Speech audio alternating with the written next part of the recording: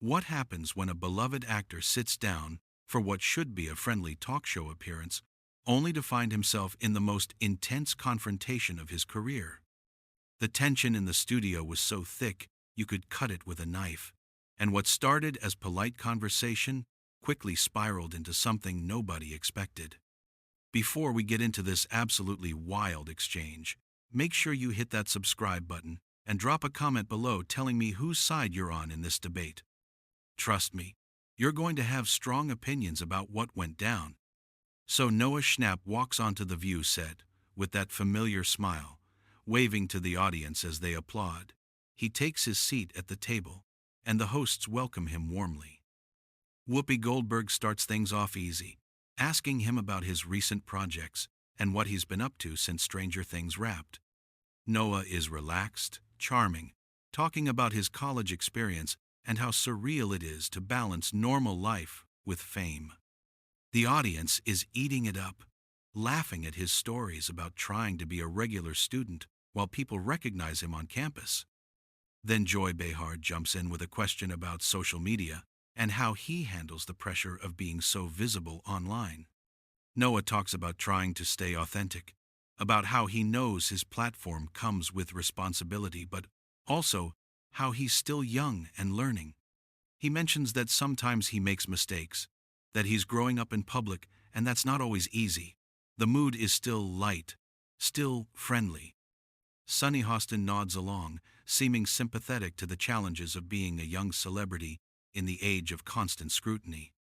But then Navarro leans forward, and there's something different in her expression. Her tone shifts, becomes more pointed. She says, "Noah, I want to talk about something serious. You've been very vocal on social media about certain political issues, particularly around the conflict in the Middle East. You've shared posts, you've made statements, and a lot of people have been very upset by what you've said. How do you respond to those who say you've been spreading harmful rhetoric?"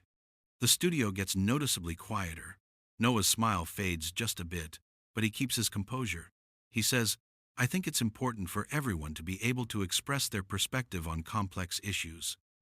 I've shared my thoughts because I care deeply about human suffering, and I don't think it's fair to suggest that having an opinion on a conflict means I'm spreading hate. I've been very clear that I condemn violence against innocent people, period."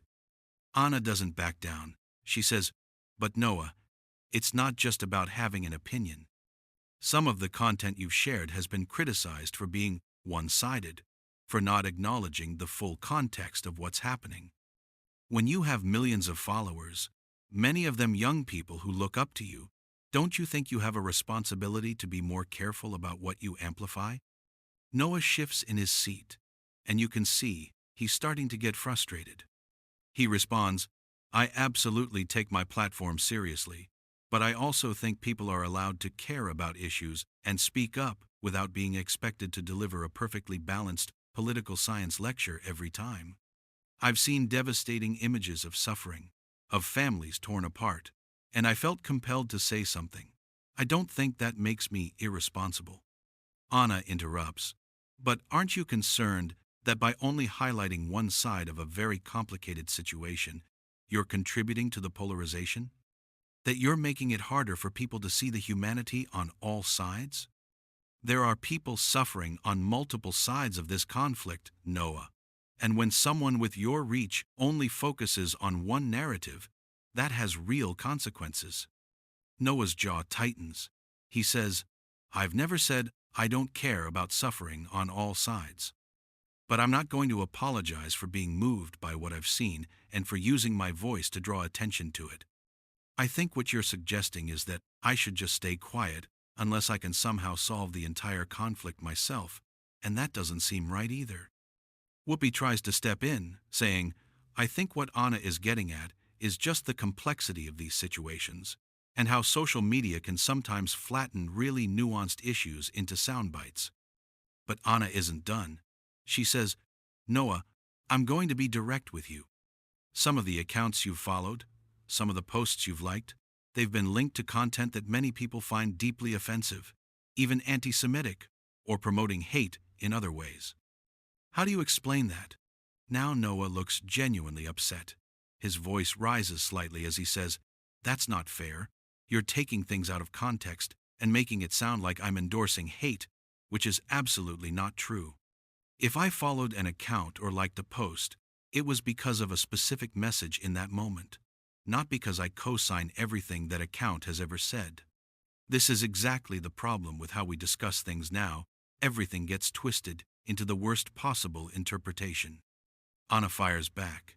"But Noah, when you're a public figure, people look at who you follow, what you like, what you share. You can't just say it was taken out of context when people are genuinely hurt and offended by the associations you're making. Actions have consequences." The other hosts are exchanging glances, clearly not sure whether to intervene. The audience is dead silent, watching this unfold. Noah leans forward and says, "You know what, Anna? I came here thinking we were going to have a conversation, but this feels like an interrogation. You're acting like I'm some kind of villain for caring about human rights, and frankly, it's insulting. I've been nothing but respectful, and you're twisting my words and my intentions." Anna doesn't flinch. She responds, "I'm not twisting anything, Noah. I'm asking you to take accountability for your platform and your influence." If that feels like an interrogation, maybe that says something about how comfortable you are with the positions you've taken. Young people are watching you, they're listening to you, and if you're going to wade into these discussions, you need to be prepared for pushback. Noah's face is flushed now, and his voice has an edge to it. He says, "I'm prepared for pushback.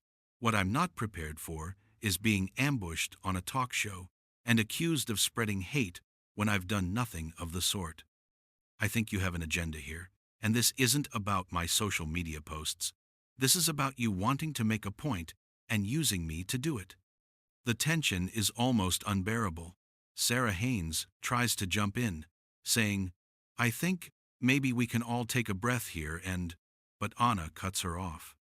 Anna says, "Noah, if you can't handle difficult questions about your public statements, then maybe you shouldn't be making those statements in the first place. This is what discourse looks like. This is what accountability looks like." Noah stands up slightly, his hands gripping the edge of the table. He says, "No, this is what a setup looks like. This is what it looks like when someone decides before you even walk in the room that they're going to come after you no matter what you say. I've tried to engage with you honestly, and you're not listening. You're just waiting for your next attack." Whoopi finally manages to get a word in, saying, "Okay, let's everybody just take it down a notch." But Noah is shaking his head.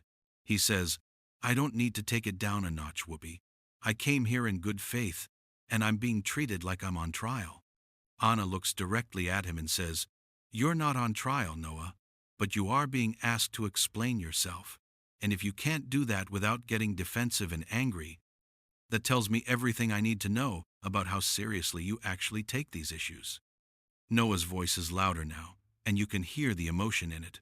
He says, "I take these issues incredibly seriously, which is exactly why I spoke up in the first place.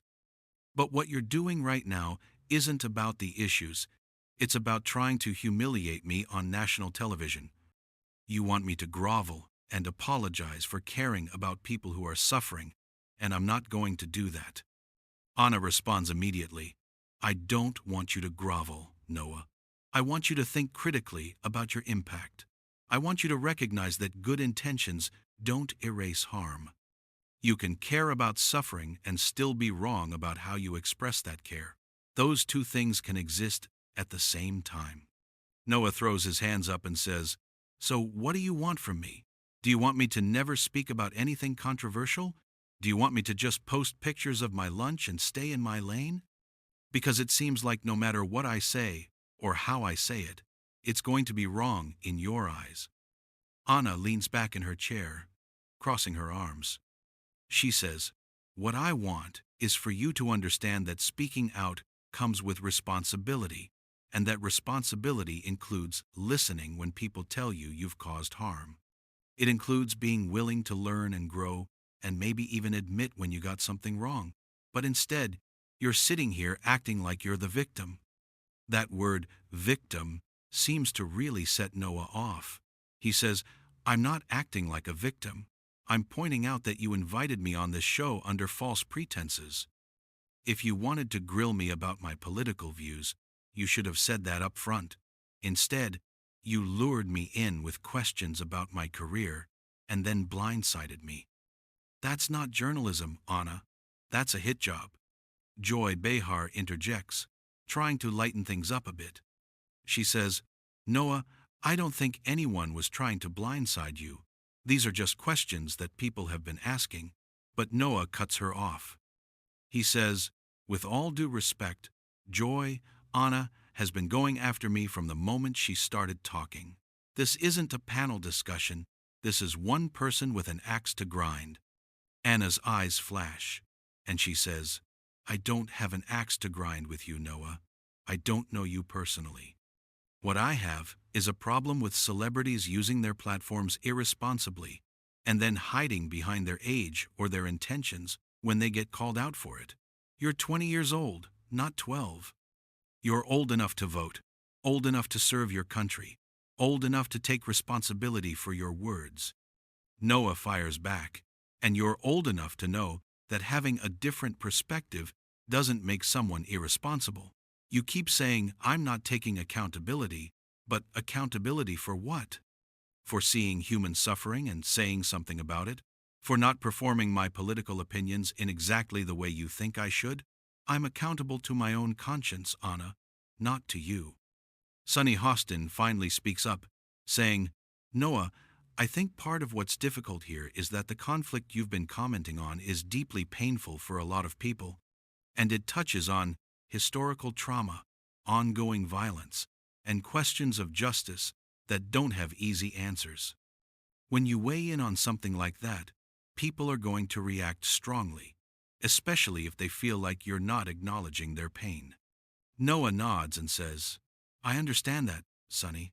I really do. And I've never claimed to have all the answers. But I also don't think the solution is for me to just be silent. If we're only allowed to speak about things we fully understand in every dimension, then nobody would ever say anything about injustice. Sometimes you have to speak from the heart, even if it's imperfect. Anna jumps back in. She says, speaking from the heart is fine, Noah, but you also have to be willing to hear when people tell you that your heart led you in a harmful direction. And from what I've seen, you've doubled down every time you've been criticized.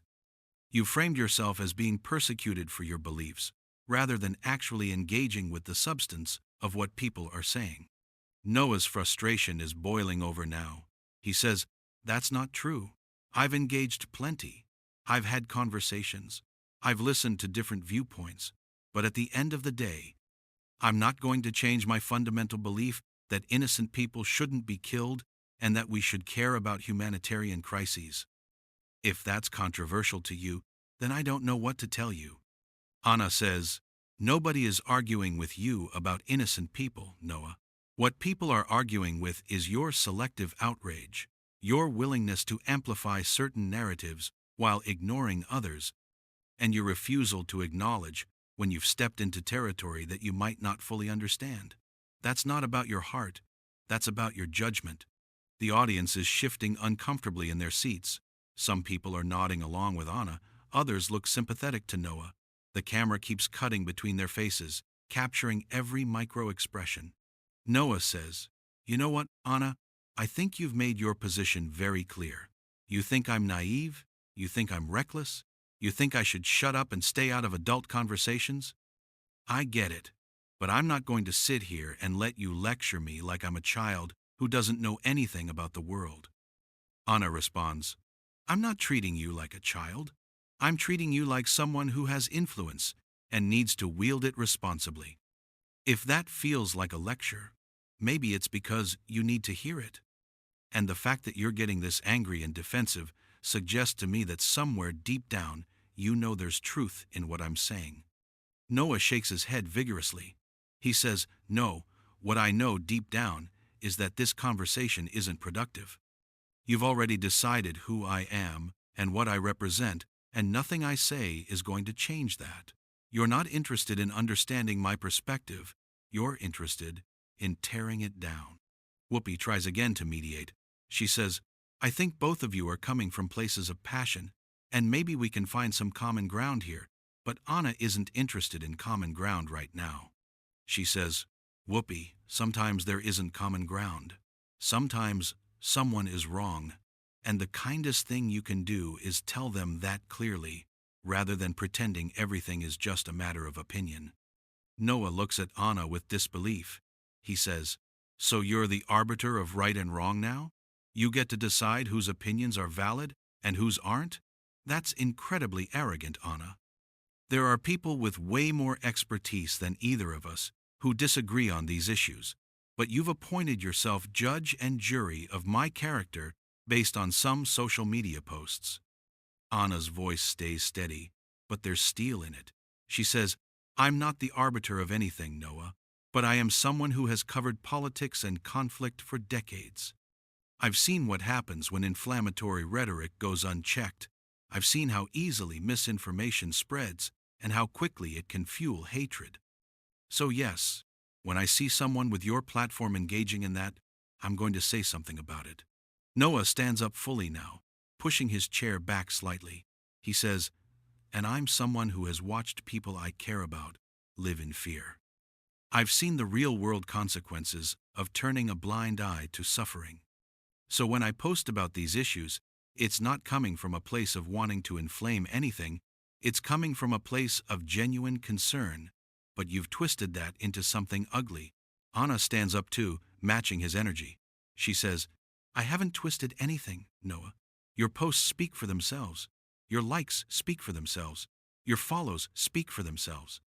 And when multiple communities are telling you that you've caused harm, maybe the problem isn't that everyone else is misunderstanding you. Maybe the problem is that you're not listening. Noah's hands are trembling slightly, and his voice cracks just a bit as he says, I have listened. I've read every comment, every article, every criticism. I've lost sleep over this. I've questioned myself constantly, but at the end of the day, I can't betray my own values just to make everyone happy. I can't pretend I don't see what I see just because it makes people uncomfortable. Anna responds, Your values? Noah, your values should include humility. They should include recognizing when you're out of your depth. They should include understanding that your personal feelings don't override the lived experiences of entire communities who are telling you that your words have been hurtful and dangerous. Noah's voice rises to almost a shout. He says, Dangerous? You're calling me dangerous? I'm a kid who posted on Instagram, Anna. I'm not a politician. I'm not a military leader. I'm not making policy decisions. I'm just someone who cares, and you're acting like I'm some kind of threat to society. Do you hear how absurd that is? Anna doesn't raise her voice, which somehow makes her words hit harder. She says, You're not just a kid who posted on Instagram, Noah, and you know that. You have millions of followers. You have influence over young minds. And yes, when that influence is used to spread one-sided narratives about complex geopolitical conflicts, that can be dangerous. Words have power, Noah. Ideas have consequences. You don't get to hide behind being young when it's convenient. Sarah Haynes tries desperately to redirect. She says, Maybe we can talk about how young people can engage with these issues in constructive ways, but Noah isn't listening anymore. He's staring at Anna with a mixture of anger and hurt, and he says, You know what the really dangerous thing is? The really dangerous thing is this idea that people should be afraid to speak up, that they should second-guess every word, that they should stay silent unless they can somehow achieve perfect moral clarity on impossibly complex issues. That's what silences people. That's what makes injustice continue unchecked. Anna says, I'm not asking for perfect moral clarity, Noah. I'm asking for basic thoughtfulness. I'm asking you to consider that maybe, just maybe, the experts who have dedicated their lives to understanding these conflicts might know more than you do. I'm asking you to recognize that your emotional reaction to seeing suffering, while understandable, doesn't make you qualified to make sweeping statements about who's right and who's wrong. Noah laughs, but it's a bitter sound. He says, "So what you're saying is that, unless I'm an expert, I should just shut up and let people suffer in silence while the experts debate. That's a really convenient position for people who want to maintain the status quo. Sorry if I think human rights shouldn't require a PhD to care about." Anna's eyes narrow. She says, "You're deliberately misunderstanding me now, and I think you know it. There's a difference between caring about human rights and appointing yourself a spokesperson for a cause you don't fully understand. There's a difference between raising awareness and spreading propaganda. And there's a difference between being passionate and being reckless." Noah takes a step back from the table, and you can see he's reached his limit. He says, "Propaganda? Now I'm spreading propaganda? This is unbelievable. You've gone from questioning my judgment to essentially calling me a propagandist. Do you understand how serious that accusation is?" Anna doesn't back down. She says, "I understand perfectly, and I stand by what I said. Some of the content you've shared, whether you intended it or not, serves a propaganda purpose. It presents a simplified version of reality that serves one side of a conflict while demonizing the other. That's what propaganda does, Noah. It doesn't matter if you meant well." Noah's face is red now, and his voice is shaking. He says, "I cannot believe I'm hearing this. I came on this show as a guest, and you're sitting here calling me a propagandist on national television. This is character assassination. This is completely out of line." Joy tries to interject. She says, "I think maybe we can all agree that the word propaganda is pretty loaded." But Anna cuts her off. Anna says, "It's loaded because it's serious, Joy. And this is a serious conversation. I'm not going to sugarcoat my concerns just to make Noah feel better. If he's going to engage in this space, he needs to be able to handle criticism." Noah's hands go up in a gesture of disbelief. He says, "Criticism? You think this is criticism? This is a personal attack disguised as political commentary. You're not critiquing my arguments. You're attacking my character. You're questioning my motives. You're suggesting I'm deliberately trying to harm people. That's not criticism. That's slander." Anna's voice gets colder. She says, "It's only slander if it's false, Noah. And I've been very careful to base everything I've said on your actual posts, your actual likes, your actual follows. I'm not making things up. I'm holding up a mirror. And if you don't like what you see, that's something you need to reckon with, not blame on me." Whoopi stands up now too, clearly trying to regain control of the situation. She says, "Okay, I think we need to take a breath here. This has gotten very heated, and I think—" But Noah interrupts her. He says, "No, Whoopi, we don't need to take a breath. We need to acknowledge what just happened here. Anna invited me onto this show and spent the entire time attacking me. She's called me irresponsible, dangerous, a propagandist, and she's done it all with this veneer of concern that makes it even more insulting." Anna says, "I have genuine concerns, Noah. I'm sorry if that hurts your feelings, but my responsibility isn't to protect your ego. My responsibility is to have honest conversations about important issues, and if you can't handle that, maybe you should reconsider putting yourself in these positions." That seems to be the final straw for Noah. He pulls off his microphone and sets it on the table with a thud. He says, "You know what? I'm done. I'm not going to sit here and be insulted anymore. You can have your echo chamber, Anna. You can sit here and congratulate yourself on taking down a 20-year-old who dared to have an opinion. I hope it makes you feel powerful." Anna says, "Noah, running away doesn't prove your point. It actually kind of proves mine. If you can't engage with difficult questions without storming off, how are you going to engage with the actual complexities of the issues you're commenting on?" Noah is already moving toward the edge of the set. He turns back and says, "This wasn't difficult questions, Anna. This was an ambush. And I don't have to sit here and take it just because you have a TV show. You wanted to make me look bad. Congratulations, you probably succeeded. But everyone watching this is going to see exactly what you did here." Sonny stands up and says, "Noah, please, Let's just talk about this. But he's shaking his head. He says, there's nothing to talk about. Anna made it very clear what she thinks of me and anyone who shares my views. I'm not going to change her mind, and she's definitely not going to change mine. Anna calls after him, Noah, this is exactly the problem. When things get uncomfortable, you shut down instead of engaging. Noah stops for just a second, turns back, and says, you know what's fragile, Anna? Your need to be right so badly that you'll burn bridges and hurt people to prove your point? I hope that works out for you. Then he walks off the set completely. You can hear his footsteps echoing as he disappears behind the cameras. The studio is in complete shock. The audience sits frozen, not knowing how to react. Anna sits back down, her expression steady and unmoved. Whoopi finally says, well, that was certainly something. The camera lingers on the empty chair where Noah had been sitting, his microphone still on the table. Anna speaks up and says, I stand by everything I said. These conversations need to happen, even when they're difficult. So what did you think about this entire exchange? Was Anna right to push Noah as hard as she did? Or did she cross a line? Was Noah justified in walking off? Or should he have stayed and continued the conversation? Drop a comment below and let me know where you stand. And don't forget to hit that subscribe button for more content like this.